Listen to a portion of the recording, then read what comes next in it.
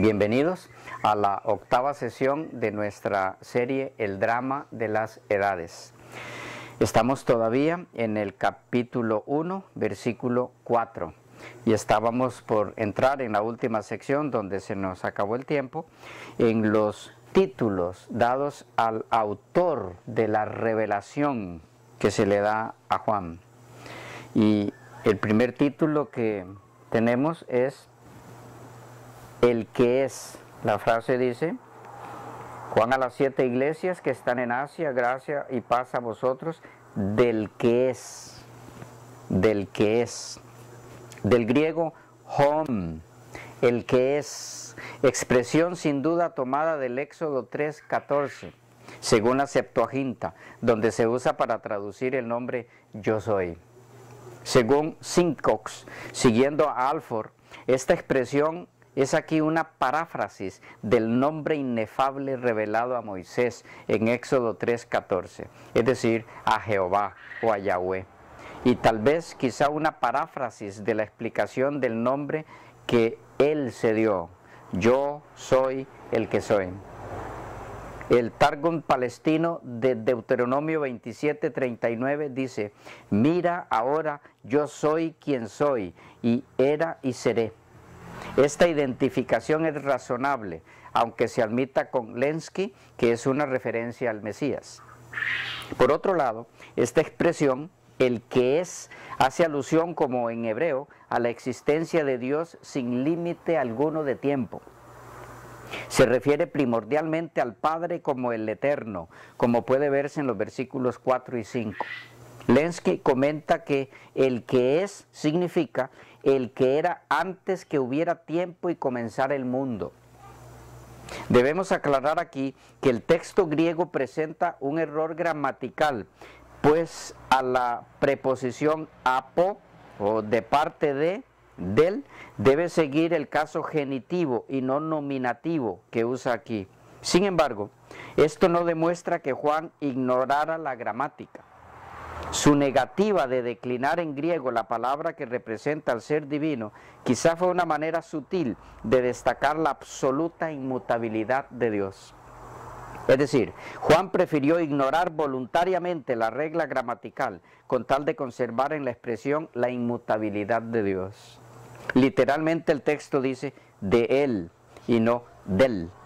Moffat llama a esta una curiosa deliberada violación de la gramática, a fin de preservar lo inmutable y absoluto del nombre divino. También Charles escribe: tenemos aquí un título de Dios concebido en términos de tiempo. El vidente deliberadamente ha violado las reglas gramaticales de tiempo a fin de preservar el nombre divino inviolado por el cambio que hubiera sido necesario si se lo declinaba. Pero dice más el texto, dice y que era, alusión a la existencia de Dios desde la vasta eternidad en este caso. Pero además agrega y que ha de venir, o el que viene, o que está viniendo. La triada que es, que era y que ha de venir indica que la tercera frase es un sustituto futuro del verbo que equivale a decir que será. Se ha sugerido que también se refiere a la segunda venida de Cristo, pero esta interpretación verbalmente posible no concuerda con el contexto, el cual demuestra que este no era el pensamiento del autor. Caso distinto es el versículo 8. Esta frase, que ha de venir, equivale a que será, en referencia al Padre. Expone su eternidad y declara que Él mismo es el ser que ahora continuamente existe, siempre ha existido y siempre existirá. Su existencia personal trasciende al tiempo. Pero tal eternidad infinita solo puede ser expresada en palabras humanas por medio de términos limitados y temporales, como los que emplea Juan. Es decir, el lenguaje humano queda corto en su intento de expresar la eternidad, la majestuosidad y grandeza de Dios. Pero el texto dice además, y los 7 espíritus. Son los mismos que se describen como 7 lámparas de fuego. la relación de los 7 espíritus con el Padre, en el verso 4, y con Cristo, en el verso 5, como fuente también de la gracia y paz del cristiano, implica que representan al Espíritu Santo como representante de ambos. La alusión a 7 tal vez es una expresión simbólica de su perfección, la del Espíritu Santo. O como dijera Francisco La Cueva, por tratarse estos versículos 4 y 5 de una fórmula trinitaria, esa expresión, los 7 espíritus, solo puede significar el Espíritu Santo. 7 es un número de plenitud. La frase los 7 espíritus transmite un mensaje de unidad y de plenitud más bien que de diversidad. Tomando en cuenta que la expresión 7 iglesias son alusión a la iglesia mundial como un todo, así también la expresión los 7 espíritus aluden también al Espíritu Santo, dando un mensaje apocalíptico a su iglesia mundial, representada o simbolizada por las 7 iglesias. Es decir, el Espíritu Santo a través de su omnipresencia se dirige a su iglesia a través de todas las épocas por las que ha pasado y pasará. Épocas simbolizadas por los períodos de las 7 iglesias, razón por la cual se hace alusión a él, al Espíritu Santo, como los 7 espíritus, o como dijera Alford, los 7 espíritus expresan el carácter completo y la universalidad de la obra del Espíritu Santo de Dios, así como las 7 iglesias tipifican e indican a la iglesia toda. Sweet concuerda con esto. Plumer piensa que la expresión los 7 espíritus significa el Espíritu Santo, séptuplo en sus operaciones, y agrega, el número 7 una vez más simboliza universalidad, plenitud y perfección. Esa unidad en la variedad que marca, distingue la obra del Espíritu y la esfera de la iglesia. Esta interpretación es fuertemente apoyada por el capítulo 5 y verso 6, que se relaciona con Zacarías 4:10. Pero el texto continúa diciendo que están delante del trono. Es decir, delante del trono del que es y que era y que ha de venir. Esta posición, delante del trono, tal vez signifique disposición para un servicio inmediato. El séptuple espíritu está delante de su trono. O como lo dijera Lenski, este 7 apunta a la comisión del Espíritu de proceder del trono con la misión de restaurar en el hombre la imagen de Dios, volviendo al hombre a la unión original con Dios. Los 7 espíritus delante del trono son entonces alusión a la disponibilidad total, voluntaria e inmediata del Espíritu Santo de Dios, la tercera persona de la deidad, para llevar a cabo la perfecta obra del Dios Trino aquí en la tierra. Y con eso concluimos el versículo 4 y pasamos de inmediato entonces al versículo 5, donde leemos: y de Jesucristo, el testigo fiel, el primogénito de los muertos y soberano de toda la tierra. La segunda persona de la deidad. Los nombres y títulos empleados aquí para el Hijo de Dios son muy reveladores. Hay aquí una combinación de nombres y títulos que realzan diferentes facetas en la vida del Hijo de Dios. Juan hace uso aquí de un nombre y 4 títulos. En total, 5 alusiones a la segunda persona de la deidad. El nombre, Jesús, significa literalmente Yahweh, o Dios de Israel, salva. Yahweh salva. Recibió este nombre en calidad de Salvador del pueblo, según lo registra Mateo 1:21. Él era y es el Josué por excelencia, el que había de salvar al pecador porque había sido elegido para tal función. Es el mismo nombre que Josué, en contracción de Joshua, Números 13:16, Primera Crónica 7:27, y significa en hebreo Jehová es ayudador, o ayuda de Jehová. En los libros más modernos, Nehemías 7:7 y 8, Nehemías 8:17, Esdras 2:2, a veces toma la forma Yeshua, y los traductores griegos del Antiguo Testamento lo expresaron con Jesús. En los libros judaicos subsecuentes al cristianismo es con frecuencia Jesús. El nombre de Josué se encuentra en partes de la traducción de los 70 en forma de Jesús. Y también en los dos pasajes del Nuevo Testamento en que se hace mención de Jesús, en Hechos 7:45 y Hebreos 4:8. La idea principal de este nombre para la segunda persona de la deidad es presentarlo como rescate, la salvación de parte de Yahweh. Así como Josué, quien condujo a Israel a la tierra prometida, Jesús había de ser el caudillo y gobernador de su pueblo, el autor de la salud, la salvación de ellos, según Hebreos 2:10, bajo cuya dirección estarían librados de todo peligro y llevados en seguridad al reposo que queda para el pueblo de Dios, según Hebreos 4:9. Jesús nos salva tanto de las consecuencias como del dominio del pecado, o lo que es lo mismo, nos salva tanto del castigo como del poder del pecado. Él vino no como los judíos suponían comúnmente que lo haría, simplemente para salvar a su pueblo del dominio de los extranjeros. No, vino para salvar a su pueblo de los pecados. Y valga recalcar aquí que no vino para salvar a su pueblo en sus pecados, sino de sus pecados. Y pasamos entonces a los títulos. El primero de ellos, Cristo. Cristo, nos dice el texto, y de Jesús, Cristo. El título Cristo es traducción de la voz hebrea Mesías y significa ungido. El efecto inmediato de la unción con aceite era la comunicación del Espíritu de Yahweh, acto que transmitía fuerza y vida divinas, capacitando al ungido para la función específica para la que estaba siendo apartado. En el caso de Jesús, así como el Padre tiene vida en sí mismo, vida divina, así también ha dado al Hijo tener vida en sí mismo, según Juan 5:26.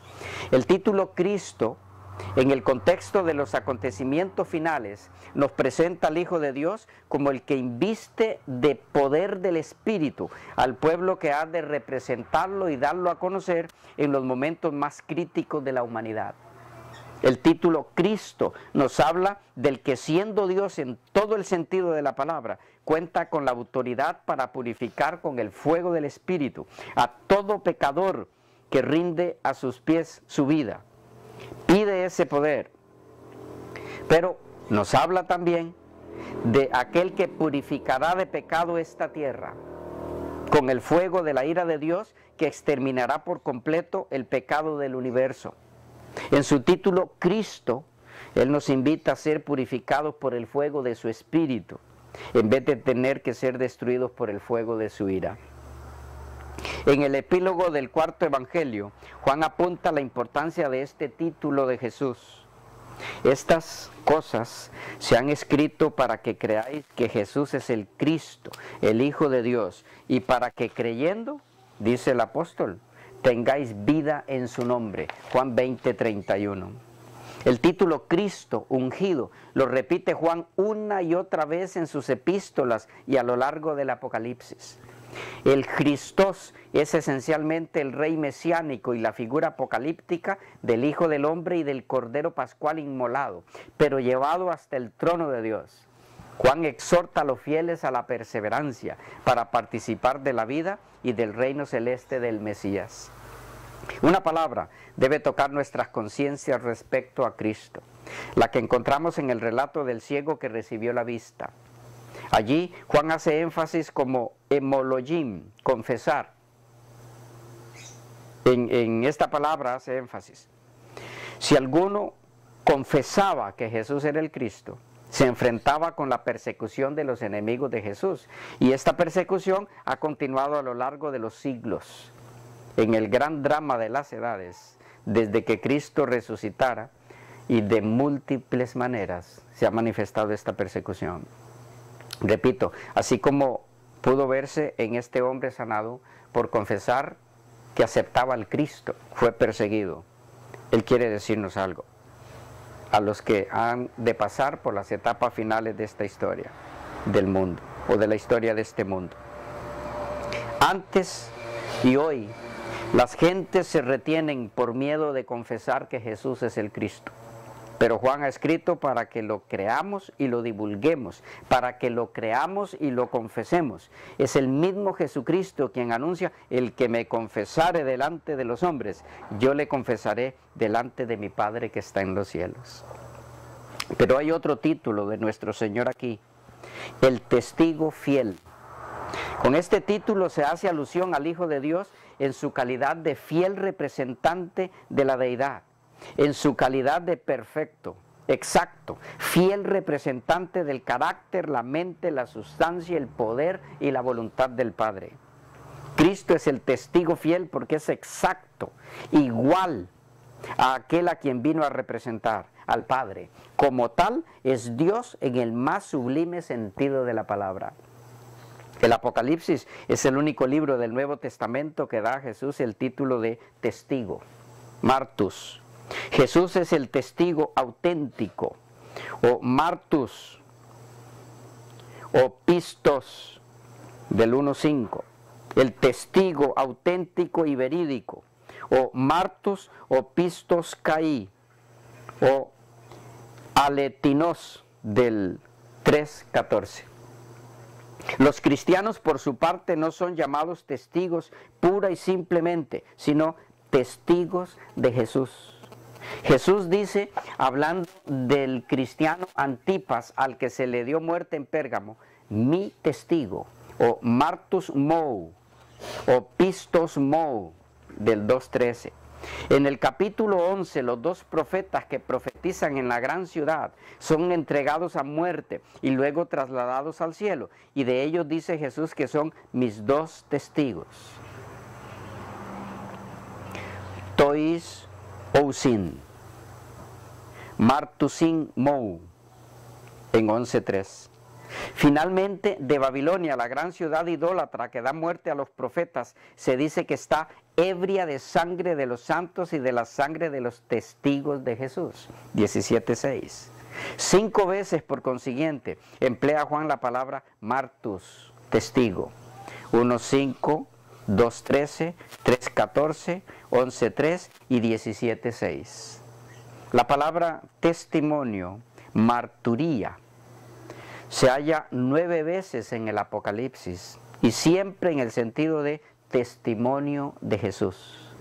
Las 9 veces que aparece esta palabra en Apocalipsis son 1, 2 y 9, 6, 9, 11, 7, 12, 11, 17 y 19, 10, 2 veces, y finalmente en el 24. Juan solo conoce un único testimonio: el testimonio de Jesús, así como solo conoce una clase de testigos, los testigos de Jesús, o a Jesús mismo. No hay duda, pues, de que Jesús es el único testigo auténtico, perfecto, veraz, insustituible. Todos los demás testigos solo pueden testificar de Él, el testigo fiel. Él es el representante perfecto del amor, del poder, de la omnisciencia, de la misericordia y de la eternidad de Dios. Él es Dios hecho hombre, es el Verbo encarnado, según Juan 1:14. El título de testigo, entonces, testigo fiel, es entonces una de las tantas formas en las que las Escrituras hacen referencia a la deidad y por tanto a la igualdad de Cristo con su Padre. Su vida sin pecado entre los hombres y su muerte como sacrificio testifican de la santidad del Padre y de su amor. Pero hay otro título en el texto: el primogénito de los muertos. Seguramente que al aplicar este título al Hijo de Dios, Juan está citando Salmo 89, 27 y 28. En este pasaje, el primogénito era interpretado por los judíos respecto al Mesías en el sentido de soberanía. Si fuera el pensamiento predominante en la mente de Juan, entonces se dice de Jesús aquí que es soberano de los muertos. Adecuado paralelo a soberano de los reyes de la tierra, del capítulo 1:5. Por otro lado, aunque Jesús no fue el primero que se levantó de los muertos en lo que se refiere al tiempo, puede ser considerado como el primero en el sentido de que todos los demás que resucitaron antes y después de él obtuvieron su libertad de los lazos de la muerte gracias a él. a su poder de poner su vida y de volverla a tomar. Este poder lo caracteriza como el autor de toda vida, como el soberano de la vida, a nuestro Señor Jesucristo, según Romanos 14:9, 1 Corintios 15:12 al 23. Una vez más, la deidad de Cristo es exaltada en este título como en los anteriores y en el siguiente. Como creador, en su calidad de autor de la vida, según Hechos 3:15, derrotó la muerte con su impecabilidad demostrada por su resurrección. La resurrección es como un fruto de la eternidad divina. Jesús resucitó en virtud de los poderes de la vida que tenía y tiene por su divinidad. La muerte es en cierta manera la condición que permite a la vida mostrar todo su poder, para resucitar y hacer así que brillara el poder de vida que había en Jesús. La muerte es pues el camino de la manifestación perfecta, pública y total de la vida. A través de la resurrección, en este sentido, podríamos decir que la muerte, a pesar de haber tenido lugar como consecuencia del pecado, ha sido usada por Dios en su sabiduría para permitir la demostración del poder de Jesucristo al derrotar las cadenas de la muerte en su calidad de divino o Dios. Por la resurrección mostró Jesús que tenía poder sobre la vida y la muerte. Tiene la llave de la muerte y del Hades, según capítulo 1, 18 del Apocalipsis, por una parte, y por otra parte tiene la llave de la vida. Cuando Él abre, nadie puede cerrar. Cuando Él cierra, nadie puede abrir. 3:7. Jesús es por tanto Señor de la muerte y de la vida. Pero aún falta un título: el soberano de los reyes de la tierra. Este título afirma su supremacía incondicional sobre el mundo. No siempre parece así. Los reyes le han desafiado y siguen desafiándolo. Aún hoy día, con sus respectivas excepciones, monstruos infernales hay en la tierra como gobernante de los hombres, pero su suerte es inevitable. El reino que Satanás una vez ofreció y que Cristo rechazó, Él, Cristo, todavía lo tomará, pero como Él quiere y no como quiso Satanás. Los redimidos de todos los tiempos que han bajado a la tumba y los santos ahora vivos, todos anhelan aquel gozoso día. Sí, este título nos recuerda que Cristo es el legítimo dueño de este mundo. Él triunfó sobre el pecado, recobrando así la herencia perdida por Adán, y como tal, es el gobernante legítimo de la humanidad. En palabras del apóstol Pablo en Colosenses 2:15, y despojando a los principados y a las potestades, los exhibió públicamente, triunfando sobre ellos en la cruz.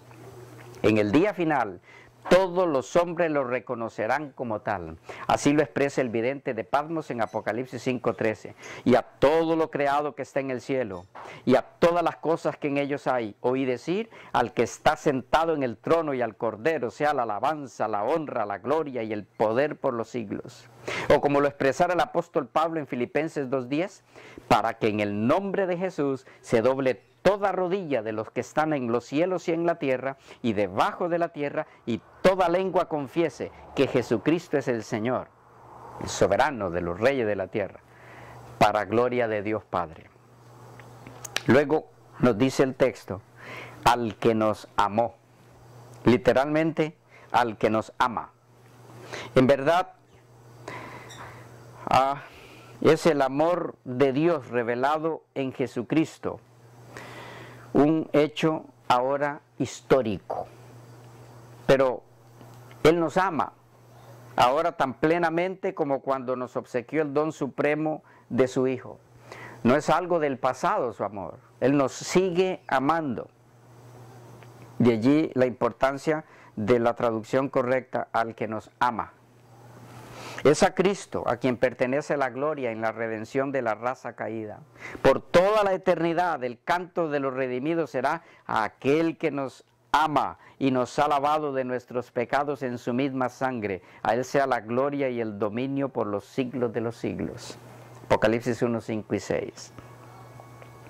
Sobre la cabeza de los vencedores, Jesús colocará finalmente con su propia diestra la corona de gloria. Cada cual recibe una corona que lleva su propio nombre nuevo. A todos se les pone en la mano de la palma un arpa para que disfrute su victoria final. Luego que los ángeles mandan dar la nota, todas las manos tocan con maestría las cuerdas de las arpas, produciendo dulce música en ricos y melodiosos acordes. Y entonces, dicha indecible estremece a todos los corazones, y cada voz se eleva en alabanza de agradecimiento al que nos amó y al que nos ama. Pero manifiesta el texto, y nos lavó de nuestros pecados en su sangre. Y nos lavó de nuestros pecados en su sangre. Literalmente, y nos soltó de nuestros pecados. Esta diferencia entre lavó y soltó, sin duda, surgió por la similitud entre las palabras louo, lavó, y lavar, luo, soltar, ser soltado. Ser soltado de los pecados es ser libertado de la penalidad y del poder del pecado. La palabra en cuestión es lusanti, nos ha liberado, y no louo santi, nos lavó. Esta frase trae a nuestra memoria el éxodo del pueblo de Israel de Egipto y su maravilloso simbolismo.